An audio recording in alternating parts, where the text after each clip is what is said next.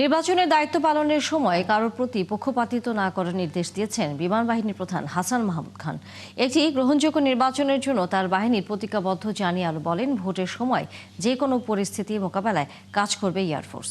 সকালে সেনানিবাসে জাতীয় সংসদ নির্বাচন ও গণভোট নিয়ে বাহিনীর সদস্যদের উদ্দেশ্যে দিক নির্দেশনামূলক বক্তব্যে এইসব কথা বলেন তিনি। বিমান বাহিনীর প্রধান বলেন, তার বাহিনীর সর্বোচ্চ ক্ষমতা দিয়ে নির্বাচন নিরবিচ্ছিন্ন অংশগ্রহণমূলক করতে প্রস্তুত। প্রায় 4000 জনবল নির্বাচনে কাজ করবে বলেও জানান তিনি। পার্বত্য ও দুর্গম এলাকায় নির্বাচনের বিভিন্ন বিষয়ে হেলিকপ্টার দিয়ে সহায়তা করা হবে।